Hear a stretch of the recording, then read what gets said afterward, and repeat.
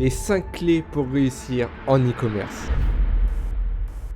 Salut à tous et bienvenue dans cette nouvelle vidéo. Aujourd'hui, je vais vous dévoiler les 5 points clés à parfaitement réussir pour tout exploser en e-commerce et en dropshipping. Mais avant de commencer la vidéo, je voulais juste vous demander de vous abonner si jamais le contenu que je fais sur la chaîne vous plaît. Je sais qu'il y a beaucoup de personnes qui regardent mes vidéos qui ne sont pas abonnés, il y a plus de 50% des gens. Donc franchement, ça vous prend une seconde, ça vous coûte rien et moi ça m'aide beaucoup. Donc s'il vous plaît, faites-le si jamais ce que je fais vous plaît. N'hésitez pas non plus à mettre un petit like sur cette vidéo si elle vous plaît et un petit commentaire pour le référencement. N'oubliez pas non plus de me rejoindre sur mon canal Telegram gratuit avec le lien disponible dans la description. Si vous me rejoignez dessus, vous aurez accès aux premières vidéos de ma formation payante et une fois sur le canal Telegram gratuit, vous aurez beaucoup de conseils, beaucoup d'informations, beaucoup d'astuces, des résultats, que ce soit les miens ou ceux de mes élèves, qui vont énormément vous motiver et qui vont énormément vous aider pour réussir à votre tour en e-commerce. Ceci étant dit, je vais pouvoir attaquer maintenant la vidéo et on va pouvoir parler des 5 clés qui vont vous permettre de tout exploser en e-commerce. La première clé et le premier point à ne pas négliger, c'est le fait d'avoir un très bon produit. Ça peut paraître bête, ça peut paraître anodin, mais je vous garantis qu'avoir un très bon produit, ça va faire la différence. Pourquoi? Parce que le produit, c'est ce que vous vendez. C'est le fond de votre commerce. Donc, c'est l'élément le plus important. C'est plus important que la forme. Je vais rentrer après dans les détails de l'ordre des 5 points clés, quel est le plus important, etc. On va en parler après. Là, pour l'instant, je vais juste vous énumérer les 5. Et le produit, c'est clairement un élément clé qui va vous permettre de tout exploser en e-commerce. Pourquoi? Parce que si vous avez un produit très bon, qui répond à un problème ou éventuellement qui ne répond pas à un problème mais qui a un effet wow, qui est utile et qui peut déclencher un achat compulsif, alors vous avez potentiellement un produit très intéressant. Qui dit produit très intéressant dit des ventes. Qui dit des ventes dit des clients satisfaits si le produit est bon. Donc, client qui revient, qui en parle à son entourage. Et c'est comme ça que vous allez pouvoir générer beaucoup d'argent. En dropshipping, on voit beaucoup de gens qui vendent des produits, excusez-moi de l'expression, très mauvaise qualité pour pas dire un mot vulgaire et se plaignent du coup de ne pas avoir des résultats sur le long terme ou se plaignent d'avoir des retours négatifs ou d'avoir des blocages. Mais en fait, c'est simple. Si vous vendez de la merde, et ben vous allez récolter de la merde. Et ben je suis désolé de le dire, mais c'est la vérité. Donc, si vous prenez parti de sélectionner des produits de qualité, même si vous êtes en dropshipping et que vous n'avez pas le produit chez vous, vous pouvez quand même vérifier la qualité en allant voir les avis notamment sur Amazon ou sur d'autres marketplaces pour aller voir un peu les avis autour de votre produit. Vous allez trouver des avis, vous allez voir des notes et vous allez savoir si le produit il est bon, s'il est qualitatif ou pas. Donc, première chose, trouvez un produit qui peut avoir un potentiel pour se vendre au moment où vous voulez le vendre, qui répond à un problème, qui est tendance, qui est cool et qui est surtout de très bonne qualité. Ça vous évitera beaucoup de problèmes et ça va vous permettre en plus, si le produit fonctionne, de tenir sur le long terme. Parce que clairement, vous ne pourrez pas construire une marque ou faire revenir des clients chez vous ou faire en sorte que vos clients utilisent le bouche à oreille pour en parler à leurs proches si votre produit il est mauvais ou en tout cas de mauvaise qualité. Donc voilà, essayez d'optimiser au mieux ça et clairement vous aurez déjà fait une bonne part du travail. La deuxième clé, c'est d'avoir un bon site. Alors faites attention, il y a une différence entre un bon site et un site ultra optimisé qui va vous prendre des semaines à mettre en place. C'est pas ce que je vous recommande de faire. Moi, je pense que vous l'avez compris si vous me connaissez un petit peu, si vous me suivez sur les réseaux, que ce soit sur Telegram ou même sur YouTube. Je le dis, mais généralement, le site, c'est quand même important. Oui, il faut avoir un site qui est professionnel, qui est qualitatif, qui est rapide, mais je ne recommande pas de faire un site qui va vous prendre des semaines très poussé avec un branding de fou dès le début du testing, avec des images qui slident dans tous les sens, avec des effets visuels sur le site, etc. Tout ça, je vous le recommande surtout pas en testing.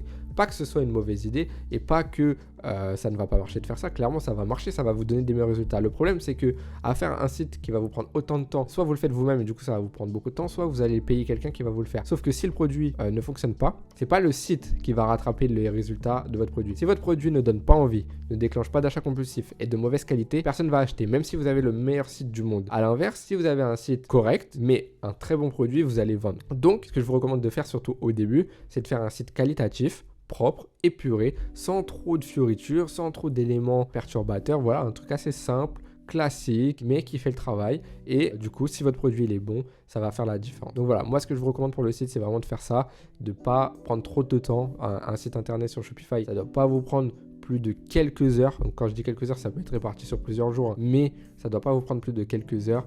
Et enfin, après, si jamais le produit fonctionne très bien en testing, alors là, dans ce cas-là, vous pourrez passer à pousser beaucoup plus le branding autour de votre site, potentiellement prendre quelqu'un ou alors le faire vous-même, mais passe par des thèmes payants, etc., etc. Donc vraiment étape par étape. Au début, on commence avec un site classique, propre, simple, épuré, beau, bon produit, on lance comme ça, on voit les résultats. Si c'est bon, s'il y a un potentiel d'amélioration, dans ce cas, on améliore. Si les résultats ne sont pas bons, on n'a pas perdu d'argent à payer quelqu'un pour faire le site et on n'a pas perdu des semaines pour faire un site pour un produit qui n'a même pas marché. Donc voilà, faites les choses dans l'ordre et clairement, le site c'est important, mais juste quelque chose de simple et épuré, c'est suffisant. Ensuite, un point aussi très important, c'est d'avoir un bon prix, donc une bonne marge. Pourquoi je vous dis ça? Parce qu'il y a beaucoup de gens qui veulent vendre, mais qui pensent pas à faire du bénéfice. Ne confondez pas chiffre d'affaires et bénéfice et ne confondez pas vos objectifs. Votre objectif à vous, c'est de faire des ventes, oui, mais c'est surtout de faire du bénéfice. Et c'est très différent de faire du chiffre. Parce que faire du chiffre, en réalité, c'est pas très compliqué. Vous trouvez un produit à 5 euros, vous le vendez à 6 euros, vous faites des publicités dessus, vous allez avoir énormément de commandes pour un produit que vous achetez à 5 euros chez votre fournisseur et que vous le vendez à 6 euros. Donc, vous allez faire beaucoup de chiffre d'affaires. Sauf que vous n'allez pas faire de marge. Vous allez même être déficitaire avec les coûts publicitaires, les frais, Stripe, PayPal, Shopify, etc., etc. Donc, pensez d'abord bénéfice avant de penser chiffre d'affaires. Je vous dis ça aussi pourquoi? Parce que je l'ai vu sur pas mal d'élèves que j'ai eu en accompagnement, c'est qu'il y a beaucoup de personnes qui ont eu un produit, qui avait des stats intéressantes, qui a eu des ventes, mais qui n'étaient pas ultra rentables. Et du coup, leur idée pour devenir plus rentable, c'était de baisser le prix. À partir du moment où vous baissez le prix, c'est comme un aveu de faiblesse. En fait, c'est de dire, ok, bah ça marche pas, donc je vais tout faire pour que ça marche, donc je vais baisser le prix, quitte à pas être rentable. Sauf que je vois pas l'intérêt de faire ça, parce que votre but, c'est justement d'être rentable, donc c'est pas dans votre intérêt de baisser le prix. Baisser le prix, comme je l'ai dit, c'est un abus de faiblesse. À partir du moment où vous avez trouvé un prix intéressant qui vous donne une bonne marge, un bon ROAS, que vous êtes bien au niveau même après impôt, etc. Si vous baissez le prix, c'est vraiment un abus de faiblesse. Ça veut dire que vous n'y arrivez pas. Monter le prix, ça peut arriver. Dans le cas où vous avez des frais supplémentaires, des nouvelles taxes, des nouvelles charges, etc. Ça arrive, on le voit, hein. AliExpress a augmenté ses prix, Amazon aussi, toutes les marketplaces, tous les fournisseurs ont augmenté leurs prix. Le baisser, c'est vraiment pas bon signe, quoi. Donc si vous testez des prix, vous pouvez tester des prix. Par exemple, vous pouvez acheter un produit à 10 euros, le tester à 30 euros, le tester à 35, le tester à 40, etc., etc. Vous pouvez faire des tests sur les prix, il n'y a aucun problème. Par contre, si vous commencez à acheter à 10 et à vendre à 18 parce que vous vous dites, ouais, à 18 ça va bien se vendre, à 30 ça se vend pas.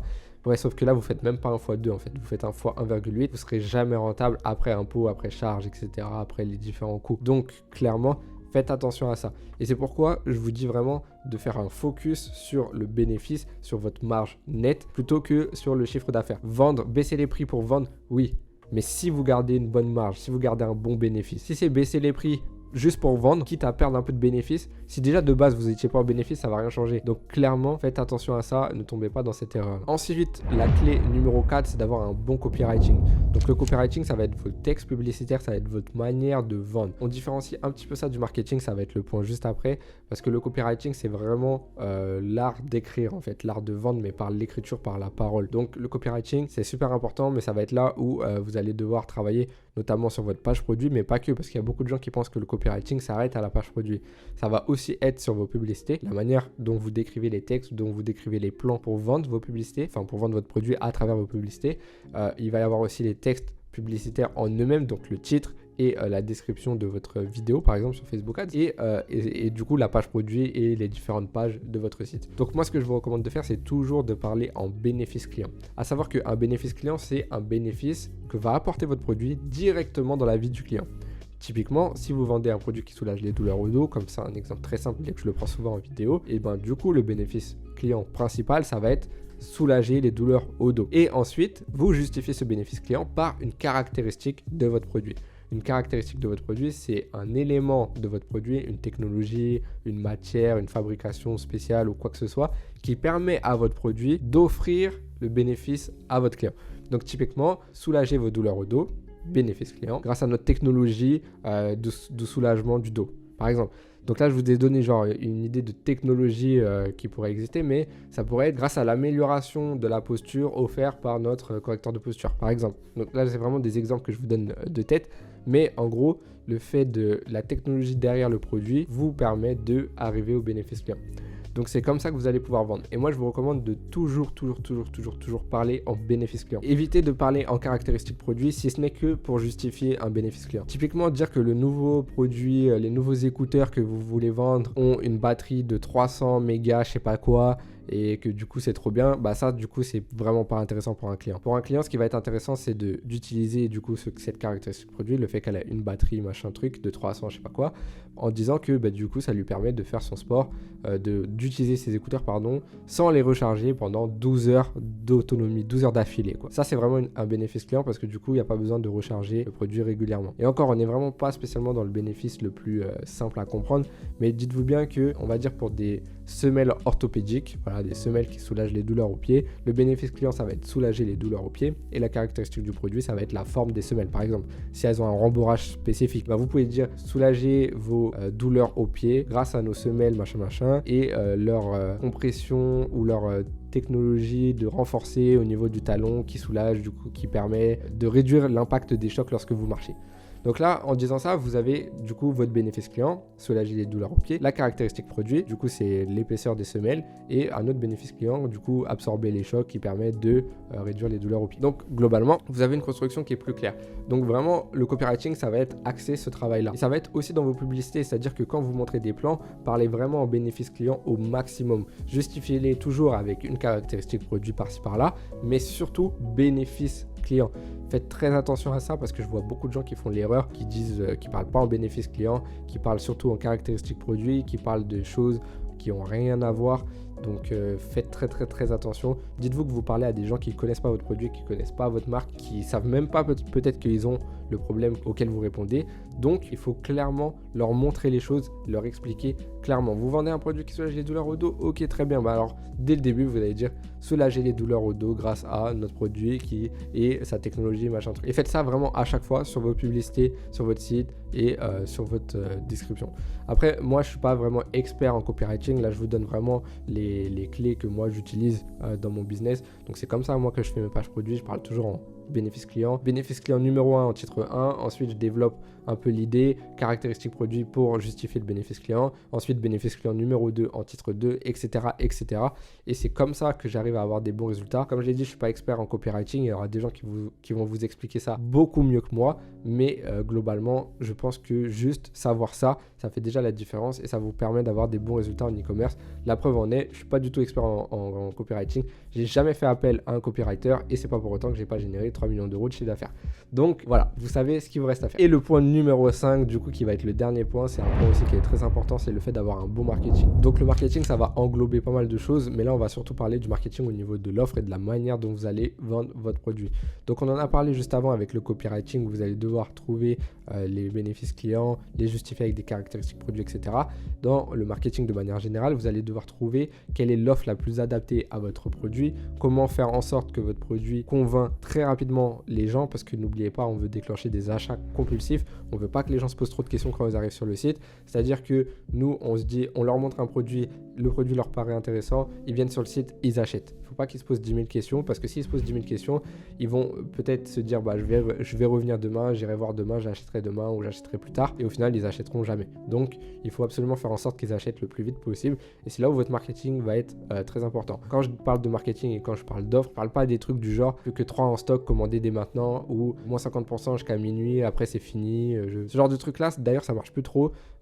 C'était bien en dropshipping en 2019, 2020, 2021 et encore, mais moi je vous recommande pas spécialement d'utiliser ça. Ce qu'il faut faire, c'est faire en sorte que votre marketing soit tellement convaincant que les gens ne se posent pas la question de savoir si ils ont besoin s'ils veulent acheter le produit plus tard. Faut juste qu'ils arrivent et qu'ils se disent ok, j'ai vu ce produit là, il me paraît super intéressant, je l'achète direct.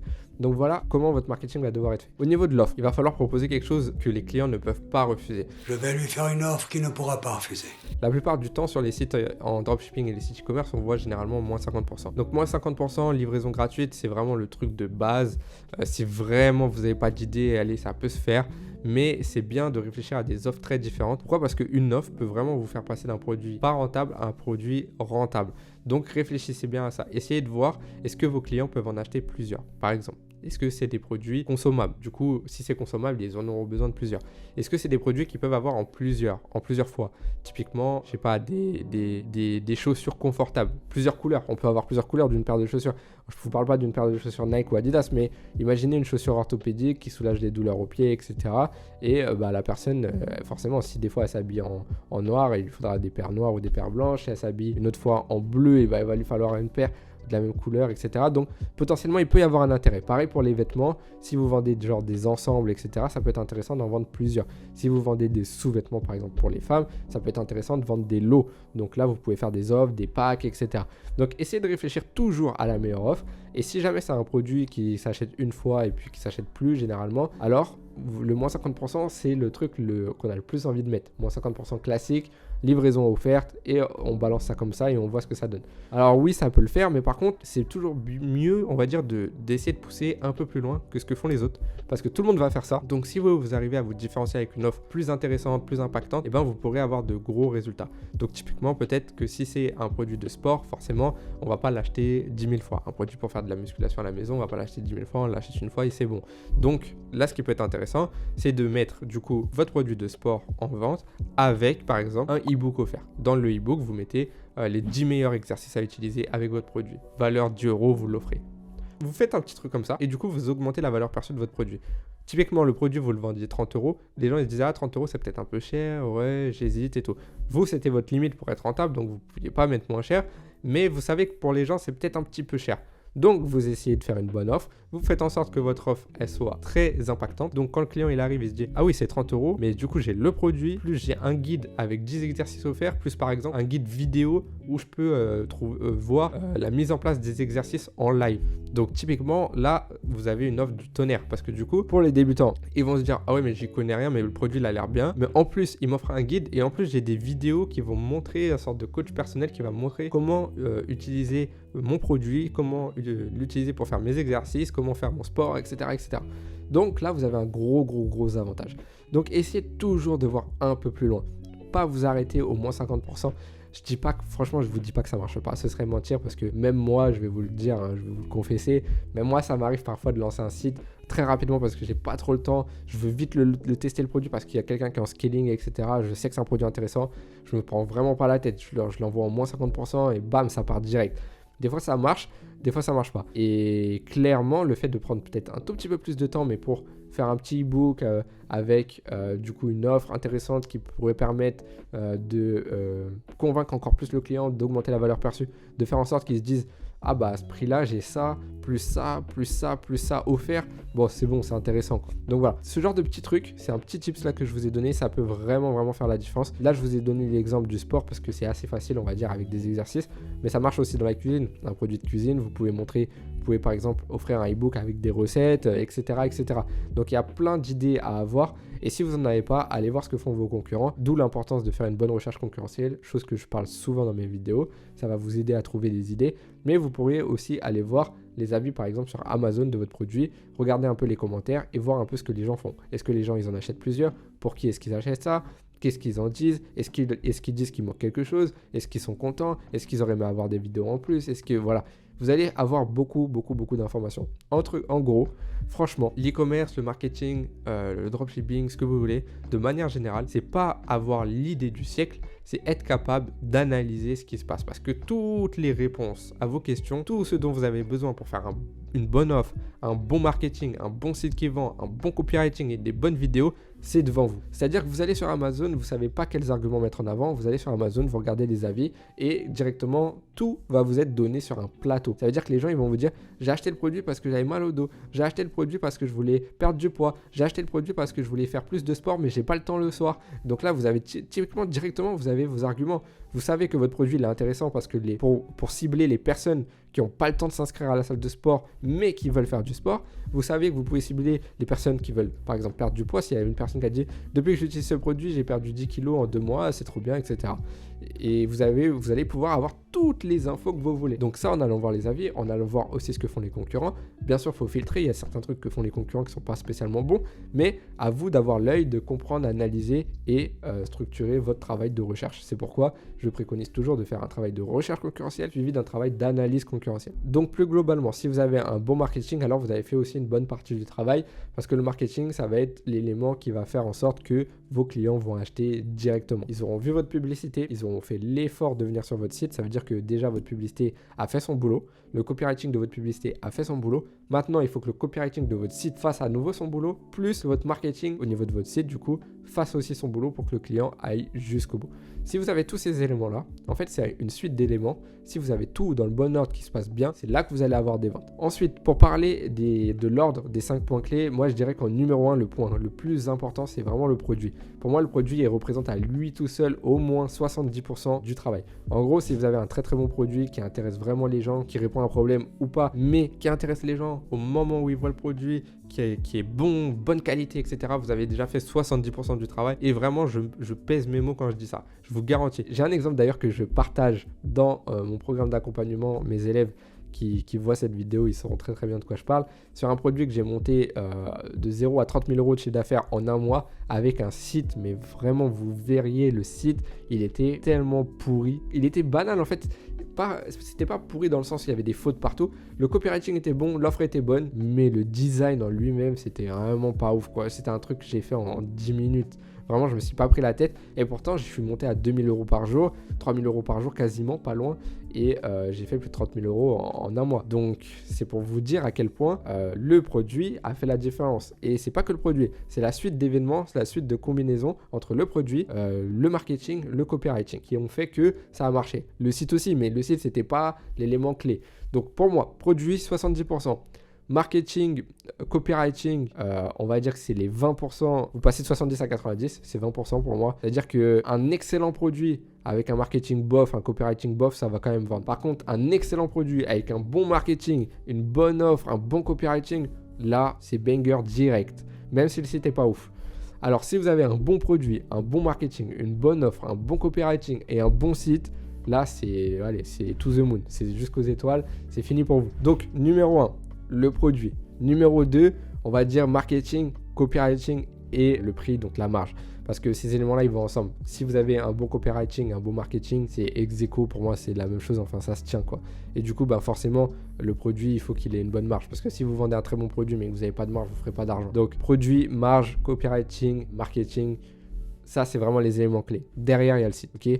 Donc, le site, il arrive vraiment derrière ça, derrière tous ces éléments-là. Donc, c'est pourquoi, moi, si j'étais à votre place, la première chose que je ferais, le truc que je travaillerais le plus, c'est la recherche produit. Je ferais en sorte d'avoir un excellent produit. Ensuite, je ferais de la recherche et de l'analyse concurrentielle pour voir s'il y a de la concurrence. Je ferais mon calcul des coûts pour voir si j'ai une bonne marge. À partir du moment où j'ai un bon produit avec une bonne marge, j'ai déjà une bonne partie du travail qui est fait. Avec l'analyse et la recherche concurrentielle, je vais pouvoir travailler mon copywriting et mon offre. Je vais voir ce qui se fait chez les autres, je vais voir ce qui se fait sur Amazon, je vais voir les retours des clients et ça va pouvoir me donner une idée de la meilleure offre possible à mettre en place. Je vais essayer de me prendre un petit peu la tête pour pas mettre un truc genre juste moins 50%. Je vais essayer de faire un truc vraiment adapté. Après, je vais faire un site classique, sobre, épuré. Et derrière ça, je vais pouvoir lancer le testing. À savoir que j'en ai pas parlé parce que ça va avec le produit, mais les créatives, ça va être super important. Donc les créatives, ça va être vos publicités, vidéos ou images. Ça va être vraiment un élément clé aussi pour réussir. J'en ai pas parlé dans cette vidéo parce que ça tient vraiment avec le produit. Mais si vous avez un bon produit et des bonnes vidéos, un bon marketing, un bon copywriting et un site qui est OK, là, vous avez tout pour réussir.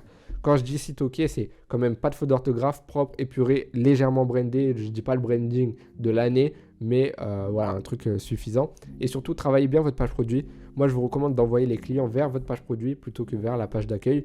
Comme ça, les clients ne verront pas votre accueil. Ça va vous permettre de gagner du temps et de ne pas avoir besoin de travailler à fond votre accueil. Vous allez devoir justement travailler les visuels de votre page produit, votre copywriting au niveau de la page produit, les petits éléments clés autour de tout ça. Mais il n'y aura pas besoin de travailler du coup la page d'accueil, en tout cas un minimum, quoi. Donc ça va vous faire gagner du temps. Donc voilà, si on résume, produit, offre, marketing, copywriting, site en dernier. Donc voilà, franchement ces 5 points clés, il faut absolument les connaître, il faut absolument les savoir et il faut absolument prioriser les éléments parce que c'est clair et net que si vous priorisez le site sur la recherche produit, il va y avoir un problème à un moment donné. Si vous devez faire un choix, priorisez la recherche produit, priorisez la recherche concurrentielle juste derrière, l'analyse concurrentielle, calcul des coûts pour avoir votre marge, vérifiez bien que le produit est de bonne qualité, attention, ça je le dis et je le répète, et travaillez votre offre, votre marketing, copywriting et le site.